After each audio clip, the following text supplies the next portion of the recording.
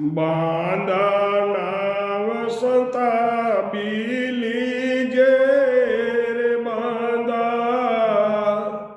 नाव संता बीलीजे जो कुछ हूस हुए दिल भीतर तो परमार्थ कीजे जो कुछ हूस हुए दिल भीतर तो परमार्थ कीजे बांधा नाव संता बीलीजे वो बांधा नाव संता बीलीजे जो कुछ उनसे हुए रे दिल भीतर तो परमार्थ कीजे तो सिर काल पवे निस्वासर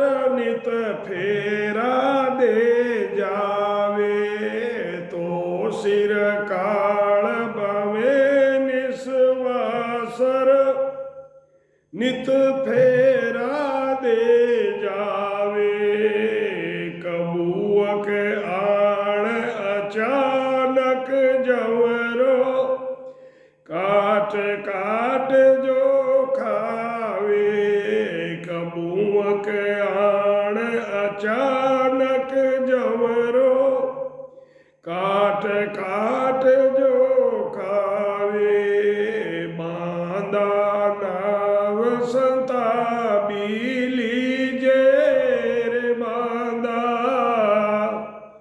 नाम संता बीलीजे जो कुछ से हुए दिल भीतर तो परमार्थ कीजे अवसर जाय निर्जू सिलता पाछे दूल रहे अवसर जाय निर्जू सिलता पाछे दूर रहे राम भजन बिना सब पछतासी साध सकल सो कह रे राम भजन बिना सब पछतासी साध सकल से कह रे बांधा नाव संता बीलीजे रे बांधा नाव संता बीलीजे जो कुछ हूस हुए दिल भीतर तो परमार्थ कीजे जो कुछ हूस हुए दिल भीतर तो परमार्थ कीजे हंस बटाऊ ओ जुग मेड़ो हंस बटाऊ ओ जुग मेड़ो सो दो समझ बसाई है सो दौर समझ बसाई है हंस बटाऊ ओ जुग मेड़ो सो दो समझ बसाई है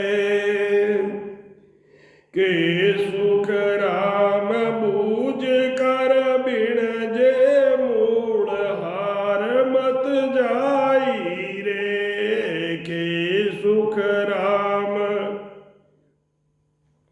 बूझ कर बिन जे मूल हार मत जाई रे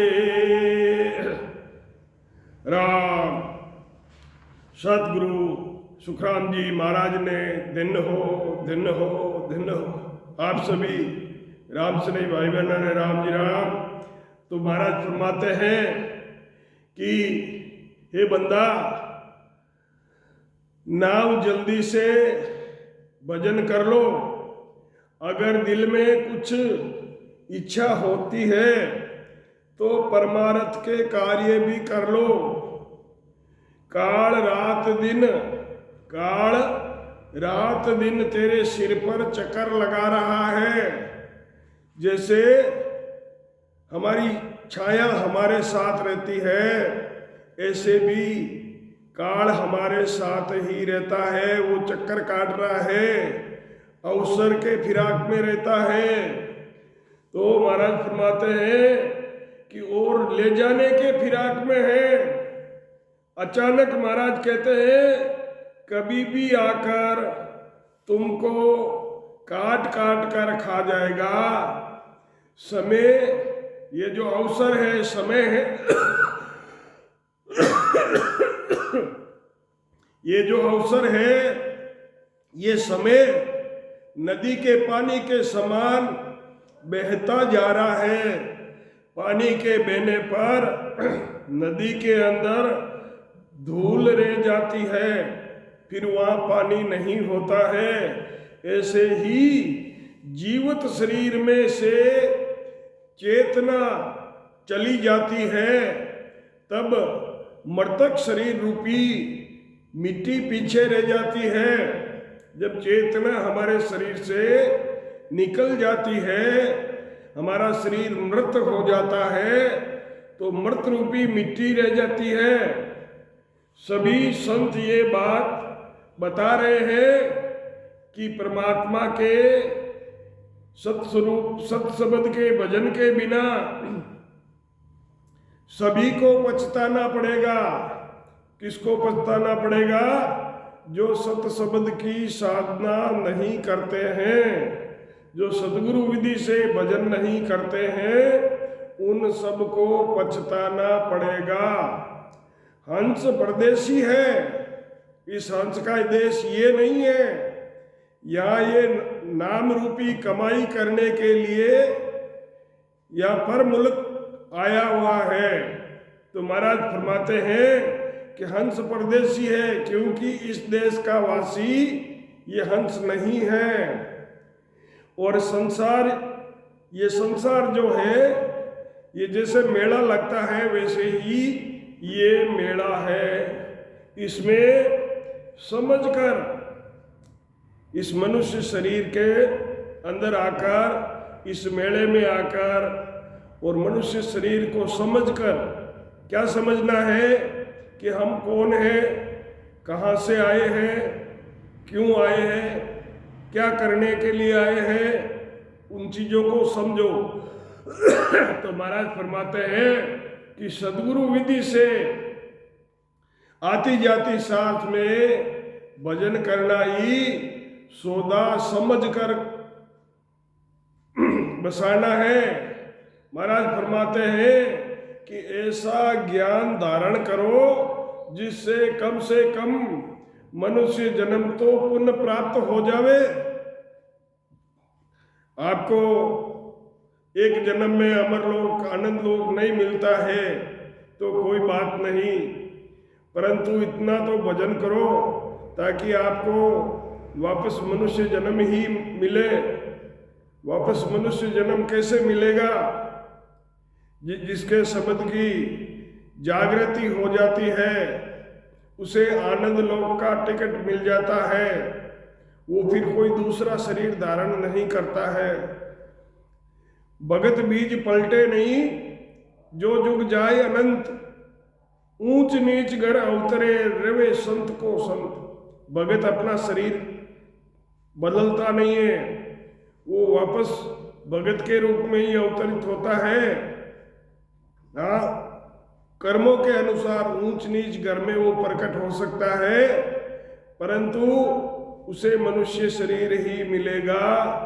और जो बाकी उसका बचा हुआ भजन है वो पूरा करके वो अमरलोक जाएगा, जहाँ जब आपके सत्शब्द की जागृति होती है तो ये समझ लो कि आप दुनिया से छंट गए हो।